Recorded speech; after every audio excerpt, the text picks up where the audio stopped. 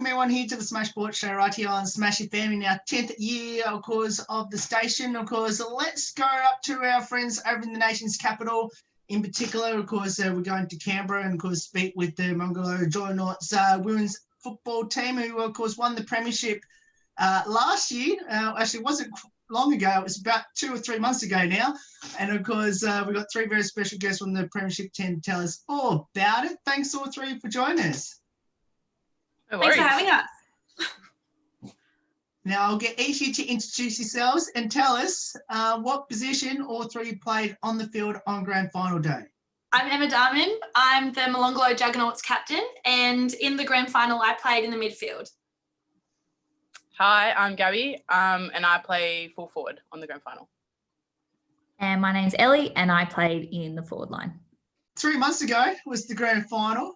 I guess the first question I want to ask is, has the Premiership sunk in yet? To be honest, it felt pretty surreal putting this medal on again this morning. I think we've definitely appropriately celebrated our Premiership and really gave ourselves the opportunity to let it sink in. So, I mean, huge achievement from the girls, especially in what was an absolute year. Sorry, am I allowed to say that? So I definitely think for me it's sunk in. Probably won't fully appreciate the importance until we go back to footy next season and get around the club and celebrate with the rest of the club. Mm. Now, of course, in Canberra, obviously COVID hasn't had much effect than what it has pretty much around you at the moment, especially in New South Wales and Victoria. The question I want to ask is, I guess, how lucky were you to get a season, considering what's been happening, not just here in Australia, but obviously around the world? Yeah, we were incredibly fortunate. I think at the start of the season, it looked like that was at the height of the pandemic, so it looked like we weren't going to get a season going, and there were some strange training times when we were training in small groups of 10 people on opposite sides of the field. That really was an interesting experience. But yeah, I did question a lot whether we would get a season up and going this last year. But luckily AFL Canberra worked really hard to get a season going, and incredibly fortunate. Tell us a bit about the season last year, and was there a particular point in the season you felt we can actually do this and go all the way and win it? We finished the season undefeated, so I think we were the whole time thinking, surely we're going to lose one game. So we made sure that every game we went into, we didn't go in cocky or expecting to win. And I think after the semi-final, so the game right before the grand final, is really where we allowed ourselves to get excited, because regardless of the outcome of the grand final, we had one game to go, and one extra game we got to play in a season that we didn't even expect to go ahead. So I think being humble was definitely something that we tried to do every week, so we didn't get ahead of ourselves, because as you know, finals is anyone's game and anyone can take the game out at the end of the day. So we were sort of expecting, I think everyone was expecting ANU to make the grand final, and we went and actually watched the semi-final, and Queanbeyan won and made the grand final, obviously. So I think that sort of shook everyone a little bit, and we were like, whoa, okay, finals is everyone's game. And we did have a lot of new players this year too, so I think they were like, we haven't lost a game, blah, blah, blah. And there were a few girls being like, we've got this, and a lot of the senior players were like, just relax, we've still got to earn it. And yeah, when they won it, we were sort of like, okay, well, we've actually got to, work for this. And we did, because we only won by a point. So, yeah. And we're so lucky as well in Canberra too. Like, the caliber of teams that we get to play is amazing. Every game is a challenge. Every game we go in and we never know what we're going to get, because the teams grow as the season goes on. They get stronger, their skills get better. So we never underestimate our opponents. And it's the same with us. We started the season a bit sort of rocky, and we all sort of worked together and banded together well, and attending all our training sessions, and that I definitely think is what helped us moving into the final. Is we all knew how each other played. We all knew where someone was going to be at any given time. So we were really lucky in that regard. But yeah, the teams in Canberra are second to none. Good opponents. You mentioned that you just went through the whole year undefeated. How was the fear factor going into the grand final, knowing that you couldn't afford to lose in the grand final and lose the undefeated? So high, so high. You just wait for the other shoe to drop. A lot of pressure. In the grand final, you've made it as far as you can go. Give it your all. Walk off the field with your head held high. And I guess we just went in with the mentality of we got here and we got here for a reason, so we can take it all the way.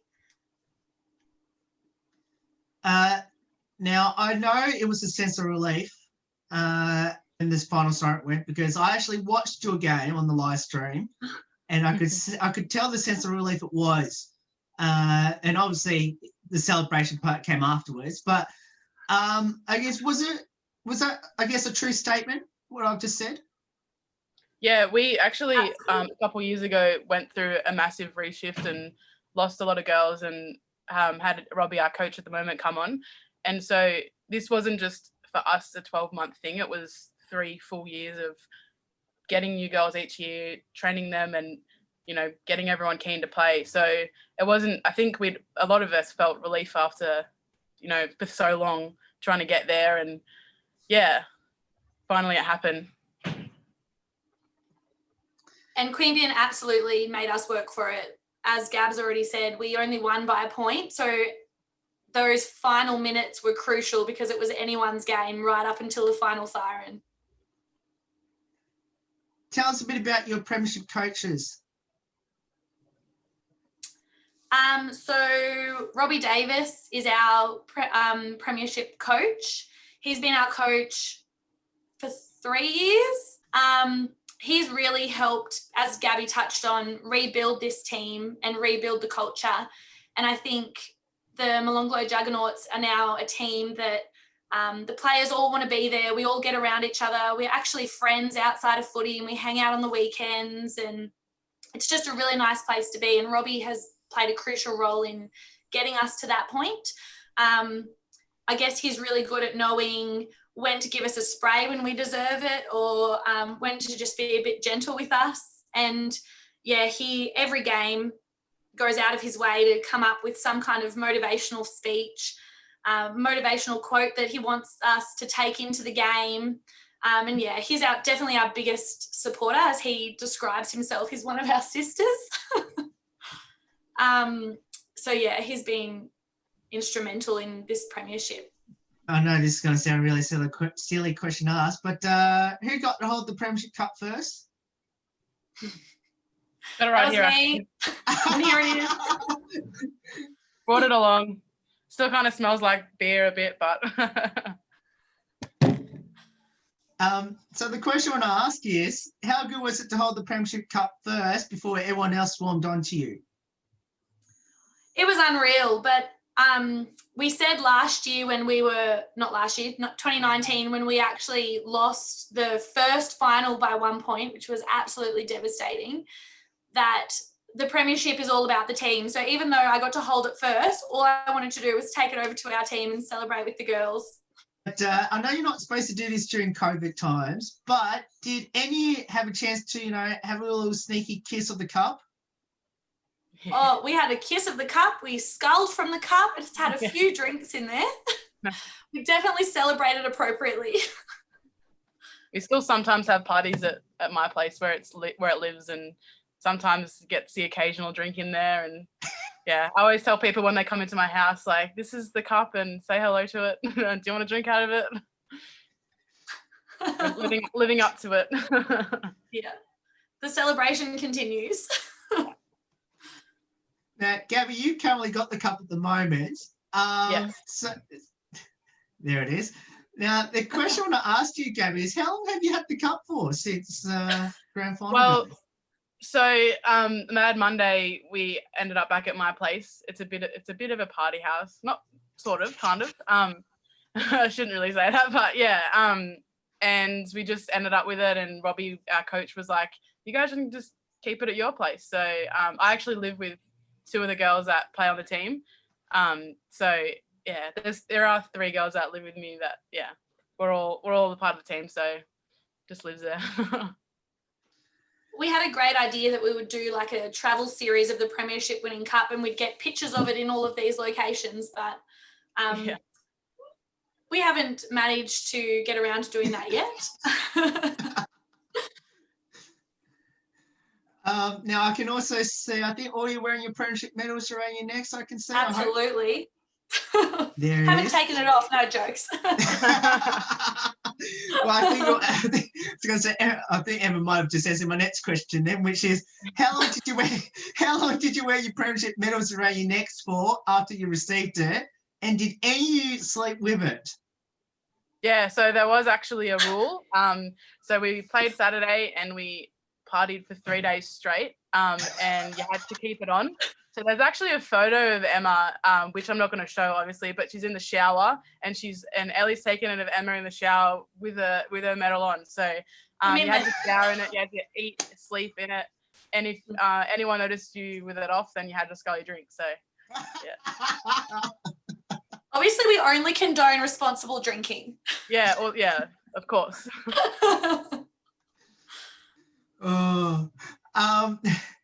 I have to ask, what does the Premiership mean to all 3 of you now?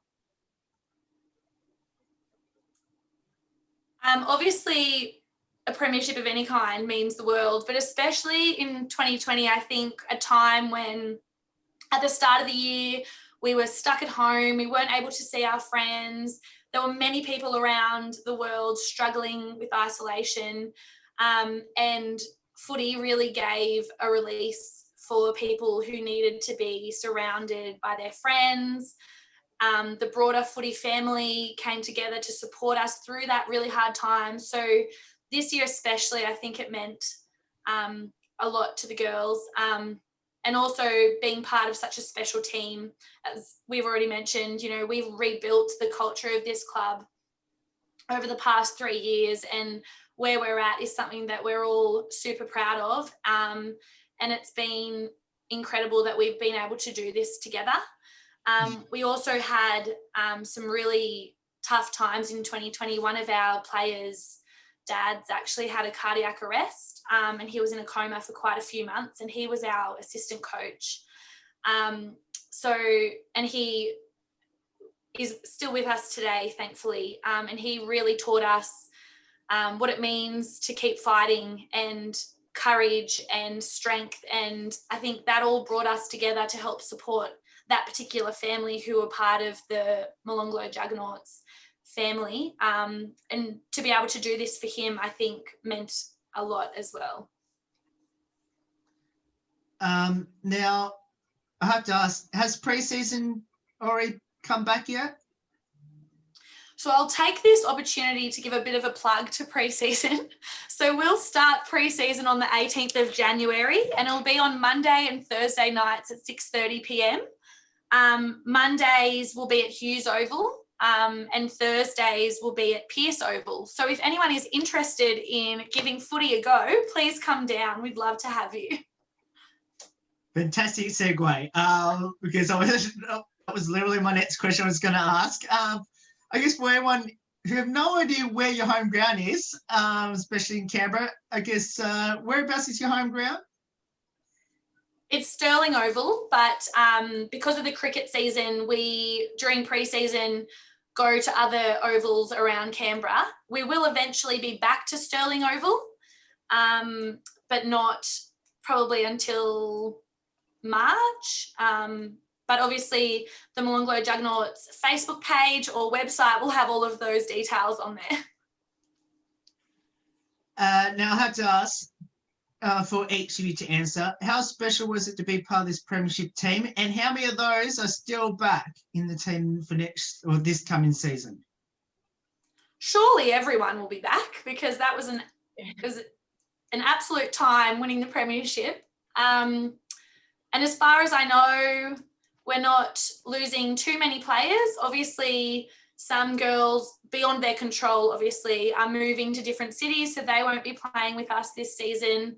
But yeah, hopefully we can keep a good thing going and get as many girls back as possible, and also welcome some new girls into the team. In the premiership, for me, it was so special. Like, I was away all of last year, or 2019. So to come back and just, you know, it's like a pair of slippers that you put away for summer. You pull your slippers back out at winter and you just slide your feet back in and they fit perfectly. So it was so special to come back from being away and from all my family and my friends, to just rejoin my family back in Canberra. And I definitely echo the sentiment that Emma made of, you know, the family that we really needed to rally around this year. And the premiership is for them. You know, we definitely couldn't have done it without, you know, that special someone thinking of us every Saturday as we ran out. So yeah, the grand final was for them, obviously. Yeah, I mean, through COVID, I struggled a lot, and footy motivates me to go to the gym, and I love exercising. It's good for my mental health. So when that was taken away from me, I really struggled. And so getting to go back and just be in that routine and being around the girls and being with people was awesome. So we sort of have this motto, and we've always had this motto since when Rob became a coach, that we just had fun. So we never had any expectations on our year. We didn't go into the year going, yeah, we're going to win the flag or we're going to make finals. It was just like, let's go out and have fun today. And when Emma gives her great captain speeches, she always just says, you know, let's not rush the ball. Let's just have fun. Let's get around our girls. And yeah, so we always say the F word, which is fun. And I think, yeah, and winning the premiership was so fun, but the season in itself was fun too, which it always is with us. So yeah. Now, how did all three get involved in footy, and why did you choose it? I have Emma to thank for that, actually. I moved to Canberra from Newcastle to study, and yeah, she was like, come join. And always have that little bit of people always get a bit scared with the tackling and stuff like that, which I did. And I was like, I'll just go to training and see if I like it. And I'd always played netball, but the difference in culture and that community and family is you can't compare it to any other sport that I've played. And that's why I stuck to it, because it was just like, yeah, my second family coming here, especially when my family were in Newcastle. I had all these new friends, and now all my friends here are from footy in one way or another. So I joined because I was playing soccer at the time, and one of my friends had previously played AFL with the Juggernauts Hawks. And the advertisement came out that the Molonglo Juggernauts wanted to start a women's team. So I went on down to training, and yeah, as Gabby says, the community around AFL is just unprecedented. And I'll never forget my first game against Ainsley. We all went back to the Ainsley Football Club and were having beers together. And I was just like, this is unreal. Just like even the different teams, they all get around each other, and it just really is a sense of community playing AFL in Canberra. And it was just, I'm addicted. I can't get enough. I was dragged along by a friend as well. She had a friend in the team, and Liv said, do you want to come down to a training? And I said, sure, why not? And I have a similar background to Emma as well, soccer and touch footy. So I said, how hard can it be? I was wrong. So yeah, it's, you know, just the connections and the word of mouth and the great culture that the Jugs have. Why would you go anywhere else? Now, almost a great segue to my next question, which is, what does the sport of footy mean to all three, and especially being there at the Juggernauts? I know we keep saying this, but it helps you lead a healthy lifestyle, like fitness. You can't train for the type of fitness that you get from playing AFL, but also I've got an extended family at the Juggernauts, and I know that I could pick up the phone to any one of the girls and they would be there for me. The men's team, they really get around the girls, and they all come together and support each other when someone needs help, and it's just, it's a real sense of family. So footy in itself, great fun, but I definitely think the relationships that you build through being part of a footy club is what has kept me there. Yeah, I just reiterate what Emma said. The off-field stuff is just as important as the on-field stuff. So I don't really have much to add to what she said because she pretty much covered it all. But yeah, that's it in a nutshell, I guess. Yeah, I guess like the fitness, the off-field stuff as well. But, you know, just reiterating those skills like, you know, discipline, coming to training twice a week, being accountable, you know, knowing that you have your whole team relying on you to turn up on time on game day. You know, we usually get there 2 hours before so we can, you know, chat, get all our jitters out, strap, warm up, play some music. Shania Twain, man, I feel like a woman, really get in the zone. So, you know, I think that those additional aspects that help feed into, you know, your professional career or your personal life that you can't get from anywhere else but playing footy. So now, do either of you have any future ambitions in the sport of football? Nothing Obviously, professional, I don't think. Molonglo. Yeah, I think everyone wants to stay one club girls, I think. All three of us anyway, most of the girls do. We'll stay at the Jugs forever till we're too old and our bodies give out. I'm definitely not good enough. If anyone wants to draft me, I'm joking. I'm just kidding. Now, you all mentioned right at the start what position you all played on the field on grand final day. If you had a preferred position where you like to convince your coach to put you this year, where would that be? I mean, if I could kick goals, I'd say full forward so I could get all the glory. Hey. But I can't. So I'm going to stick with midfield. I like where I am. I used to be a backliner, and Robbie had been, we lost our full forward. And he said, you're going to go there. And so this year was my first year in full forward, and I think I like it. I think I'll probably stay there. I like having to run away rather than having to chase someone. And kicking all those sausage rolls. Yeah. All 9 of them. Yeah. I wish I was fit enough to play in the midfield because I love that that's where all the action is all the time. Yeah. Like being the person who ferries the ball up to Gabs to kick a little sausage roll. But I love the forward. Our forward group is amazing. They've come leaps pretty and lucky bounds in that way. Yeah. We always sort of every year sort of had the forward line. We had a really good back line, a really good midfield, but the forward line was lacking a little bit.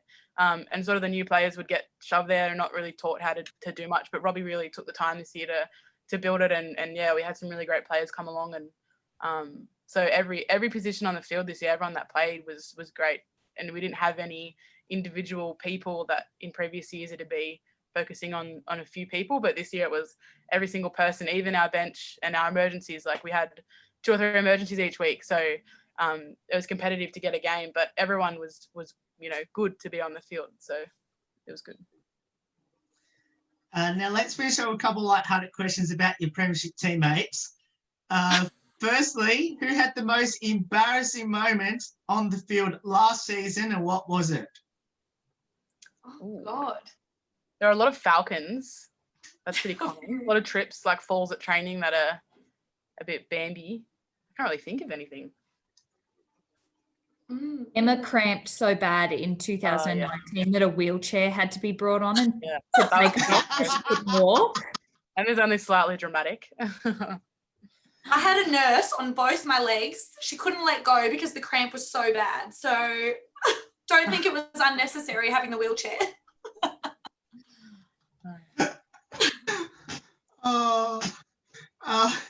Who's the comedian in the team?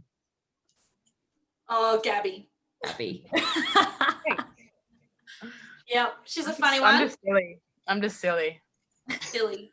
Bit stupid sometimes. But always rely on Gabs for a laugh. If you tell me not to do something, I'll just do it anyway. Another probably embarrassing moment is Gabby and I went and got the Molonglo M tattooed on us. Yeah, that's embarrassing. And it's backwards. A couple years ago, yeah. Although we did fix it up this year, and a few of us, we've still got to wait. Shout out to the girls who haven't got their tattoos yet. I've got a little photo here. We've got the M. Some of us already have it. Had it on us with Premiers 2020. So shout out to the girls. You still have to get yours. Ooh. Don't let us down. Now, speakers, singers, and dancers we should know about. Yep, I have the voice of an angel. We're all pretty good singers, I would say. Actually, we do have a proper singer on our team. Molly Philpott. Oh, yeah. Shout out to Molly. Molly, yeah. She's going places. Look her up. Liz is in the Mamma Mia. Mamma Mia production. Yeah. Oh. Very talented, our team. Are any of them into their TikToks? Renee. Yeah. Oh, yeah. Renee loves TikTok. She's got about 20,000 followers or something. She's actually TikTok famous, yeah. She embarrasses her poor young daughter by being a better TikTok superstar than her.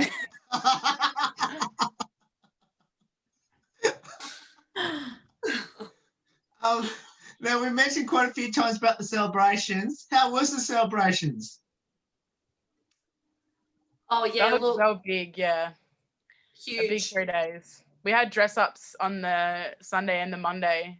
So Sunday we had, what was the theme on Sunday? Oh, it was pairs. We had pairs. Yeah. So you had to go, me and Rach went as the girls from White Chicks, the two girls. Oh, yeah. And, what did you do, Emma? I went as Bananas in Pajamas. That's right, yeah.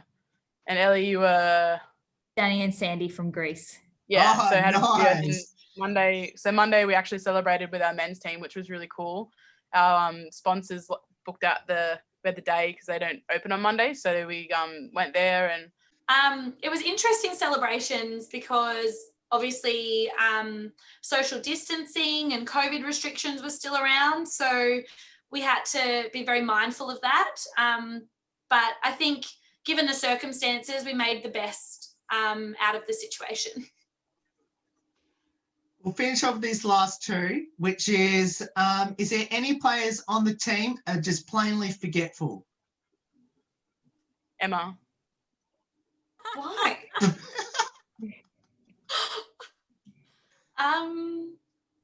Forgetful. I mean, for the grand final, I literally had to write my speech out because I would have got so nervous before the game that I would have not been able to speak. So I wrote and prepared, memorized this speech so that I could give the most motivational speech that was possible. You also have to write out new warm-ups and stuff that Robbie makes. Yeah. And then if he tells you to take us around, you go, I don't know what we're doing. So you're a little bit forgetful.